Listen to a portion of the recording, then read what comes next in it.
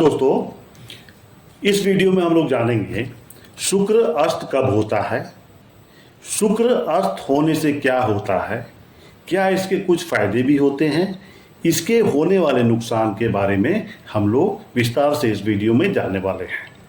Syukuro दयालु विपुलं करोतु, फिर से सुनेंगे, शुक्रो दयालुर विपुलं करोतु सौख्यं धनं कीर्ति मनुग्रहीतु। अर्थात शुक्र ग्रह जब प्रबल होता है तब वह मनुष्य को सुख, वैभव, धन, सौंदर्य और प्रेम का वरदान देता है। एक और संस्कृत श्लोक सुनिए, शुक्रो ददातु सौभाग्यं रूपं वित्तं सुखानि च यदा प्रसन्नो भवति सर्वमंगलेव तु। अर्थ, जब शुक्र प्रसन्न होते हैं तो वे मनुष्य को रूप, सौंदर्य, धन और दाम्पत्य सुख का वरदान देते हैं। तो दोस्तों नमस्कार मित्रों, स्वागत है आपका अपने चैनल एस्ट्रो ज्योति चैनल पर। आज हम एक विशेष विषय पर चर्चा करेंगे, शुक्र अस्त कब होता है, इसके प्रभाव, फायदे, नुकसान और खास तौर पर शुक्र के कारक या मारक होने पर किए जाने वाले उपाय के बारे में हम लोग जानेंगे। तो दोस्तों सबसे पहले आइए, शुक्र अस्त कब होता है इसको पहले जानते हैं। जब शुक्र सूर्य के 10 डिग्री के अंदर आ जाता है तब वह अस्त कहलाता है। यह स्थिति हर वर्ष कुछ समय के लिए आती है। अस्त होने पर शुक्र अपनी चमक और शुभ प्रभाव खो देता है। शुक्र अस्त होने से प्रभाव क्या होंगे वो देखिए, विवाह या प्रेम जीवन में देरी या असफलता। दूसरा प्रभाव यह मिलेगा, धन, वैभव और भोग विलास की कमी। तीसरा विवाह जो इसके लक्षण दिखेंगे, दाम्पत्य जीवन में खटास। चौथा है सौंदर्य और आकर्षण में कमी। पांचवा, स्त्री जातक के लिए प्रजनन व स्वास्थ्य संबंधी समस्या।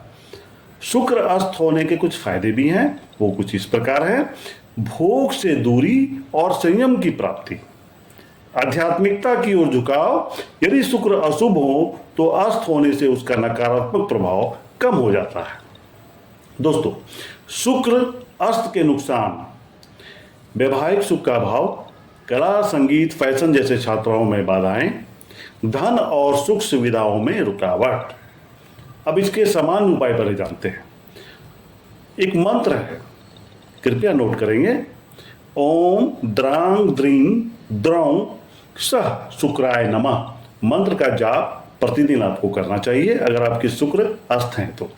शुक्रवार को सफेद वस्त्र, दही, खीर, श्रृंगार सामग्री का दान करें। इसके अलावा स्त्रियों और गुरु का सम्मान करें, चांदी धारण करना चाहिए। अब विशेष स्थिति, शुक्र कारक हो तो क्या करें। अगर आपकी जन्म कुंडली में शुक्र कारक ग्रह हैं, जैसे लग्नेश, नवेश, पंचमेश या दशम भाव के स्वामी होकर शुभ स्थान पर हों तो शुक्र अस्त के होने से जीवन के शुभ पल मंद हो सकते हैं। ऐसे में उपाय करें, शुक्र के प्रतीक अर्थात शुक्र के प्रतीक वस्त्र या द्रव्य का दान करें, जैसे सफेद वस्त्र, चावल या मिश्री। इसके अलावा शुक्र के बीज मंत्र का जो मैंने अभी बताया उनका जाप करें। शुक्रवार को व्रत रखें और कन्याओं को वस्तु, श्रृंगार सामग्री दान करें अगर आप पुरुष हैं तो।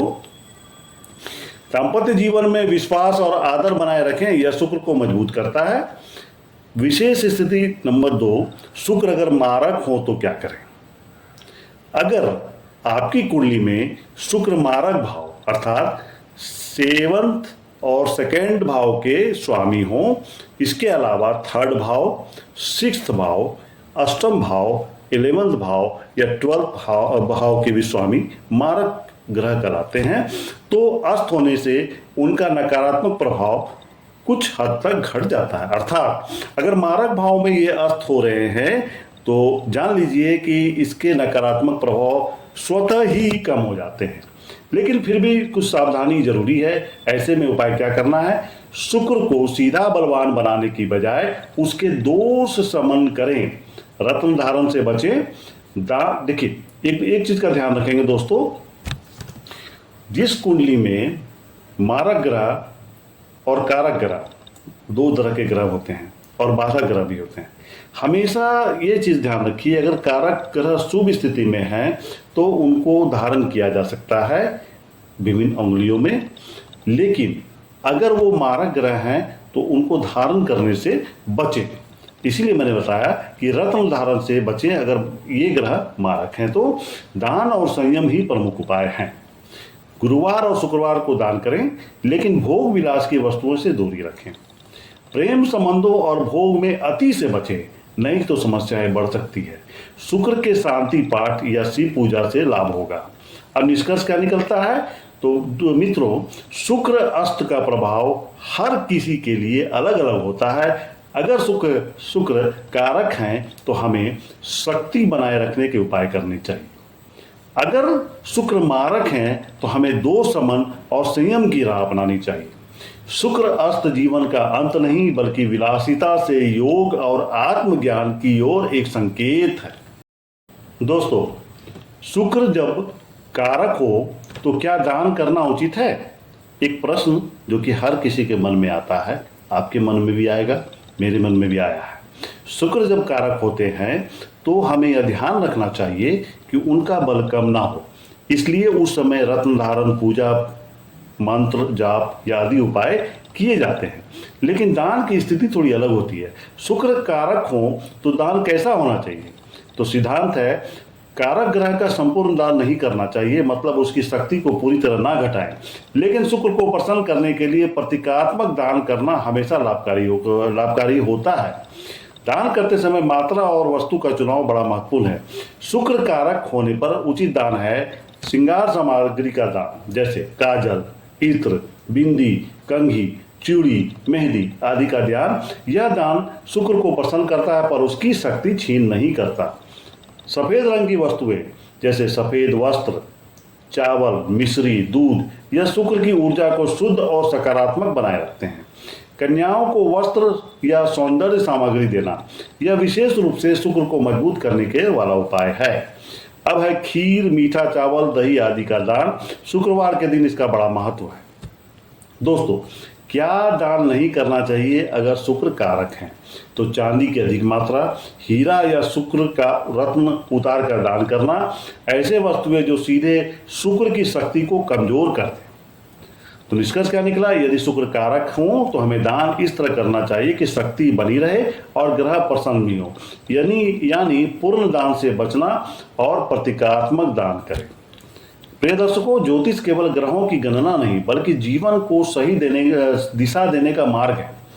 इसी उद्देश्य से मैंने आपके लिए 3 विशेष कुंडली विश्लेषण सेवाएं तैयार करी है, ताकि आप जीवन के प्रश्नों का सटीक उत्तर और समाधान पा सकें। सबसे पहले हमारा जो प्रथम सेवा है, 3 तरह की सेवा है। एक लघु कुंडली विश्लेषण, दूसरा नंबर है विस्तृत कुंडली विश्लेषण और तीसरा है प्रीमियम कुंडली विश्लेषण। इसके लिए मैंने एक चार्ट बनाकर स्क्रीन पर लगा दे रहा हूं। आप उसे देखकर और अब निर्णय ले सकते हैं कि आपको किस तरह की सेवा चाहिए।